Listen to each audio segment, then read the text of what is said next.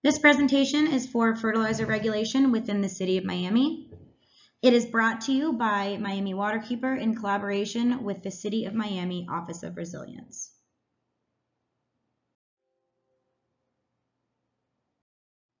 Miami Waterkeeper is a nonprofit organization founded in 2010 dedicated to protecting South Florida's waterways. Our mission is to ensure swimmable, drinkable, and fishable water for all. We are a citizen-led advocate group, and our primary approach involves scientific research, advocacy, and education. We base our advocacy decisions on the best available science and work to convey that science to the general public. Over the last couple of years, we've been working with municipalities across South Florida on implementing a fertilizer ordinance. The science has shown that these ordinances have significantly improved water quality in areas around Florida, and they're a useful tool for protecting our waterways.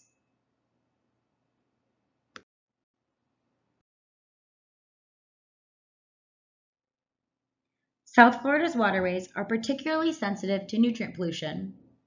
Nutrient pollution occurs when large amounts of nutrients, specifically nitrogen and phosphorus, enter our waterways in larger quantities than what the environment is designed to handle. These nutrients come from sewage leaks, pet waste, septic tanks, and fertilizer runoff, also known as non-point source pollution. Non-point source pollution are pollutants that cannot be traced to one specific location, rather they accumulate from many different areas. Nutrient pollution can lead to other problems in our waterways. Problems like algae blooms, which can overwhelm fish and corals and cause shifts in the function of our ecosystems, also known as regime shifts. Loss of seagrass beds, which create an important habitat for aquatic life and help stabilize sediments. Also, an overall impact on water quality. Water quality diminishes as the water turns cloudy and becomes overrun with nutrients.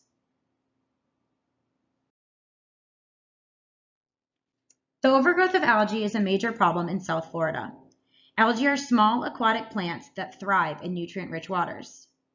When there are too many nutrients in the water, these plants experience an overgrowth, also known as an algae bloom. When this occurs, oxygen is removed from the water and the water becomes turbid.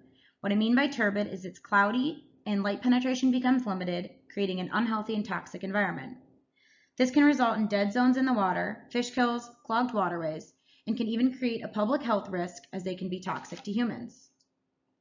Recently, scientists at NOAA, the National Oceanic and Atmospheric Administration, have been looking into this issue about nutrient loading affecting water quality in the area. A study came out that said there are certain hotspots of chlorophyll A throughout Biscayne Bay, particularly in nearshore areas. Chlorophyll A is an indicator, a proxy for algae concentrations. It's so scientists can measure a bloom going on in an area. These can be seen by the red, orange, yellow, and green colors in this map. When I zoom in closer to the City of Miami, you can see particularly high concentrations at Ark Creek, Biscayne Canal, Little Rock, Miami River, and the Coral Gables waterways. When this data from NOAA is correlated with Miami-Dade County's seagrass reports, similar hotspots of seagrass loss can be seen. Over the last 15 years, Biscayne Bay had between 60 and 80% loss of seagrass cover, with some areas seeing even higher numbers. Looking near the City of Miami, seagrass cover has significantly declined in North Biscayne Bay. When comparing this with the high concentrations of chlorophyll A, there are similar locations of hotspots. From this, it can be concluded that the algae blooms are likely contributing to seagrass loss.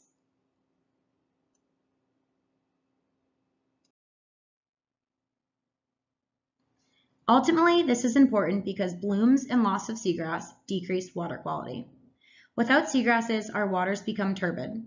There's more sedimentation because there are no grasses to hold that sand in place, and many species struggle to survive and forage.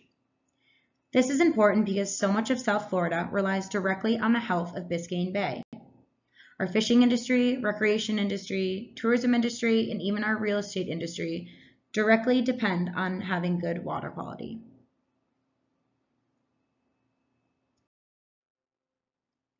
So what role does fertilizer play in helping water quality? Fertilizer is full of nutrients like nitrogen and phosphorus. These extra nutrients are great for your plants, but only when they are used in moderation.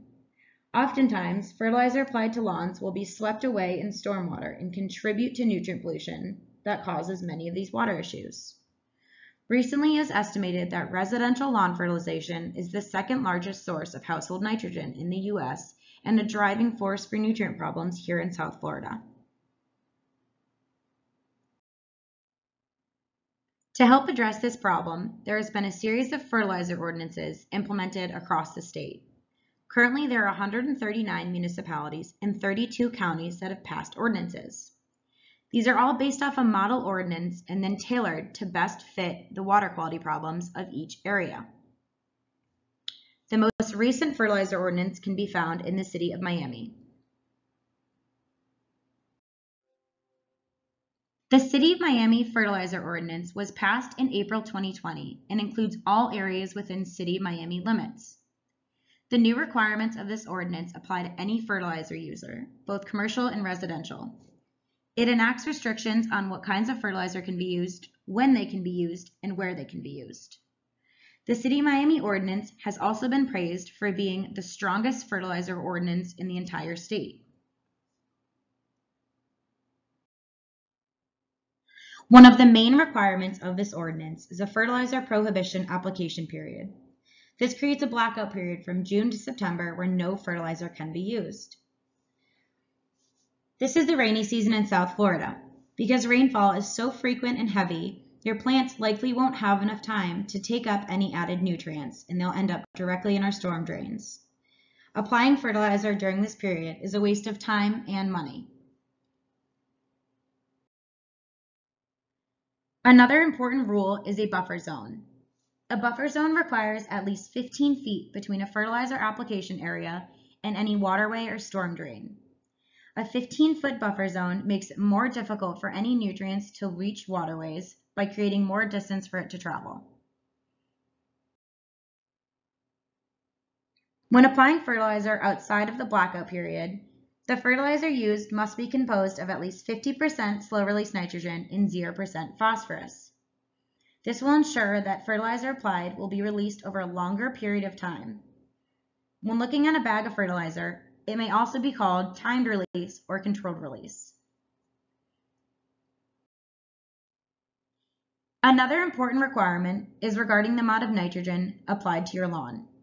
The new rule allows 4 pounds of nitrogen per 1,000 square feet.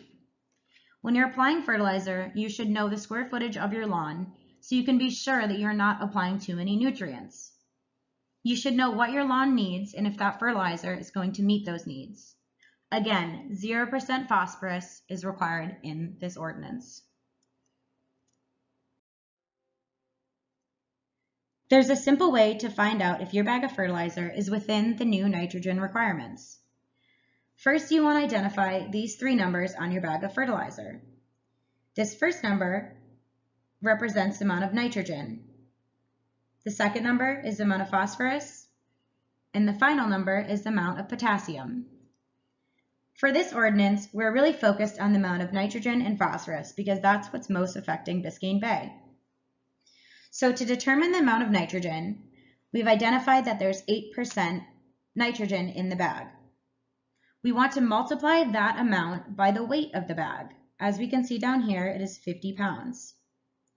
8% or 0.08 multiplied by 50 pounds is 4 pounds of nitrogen, meaning this bag has 4 pounds of nitrogen and can be used for 1,000 square feet.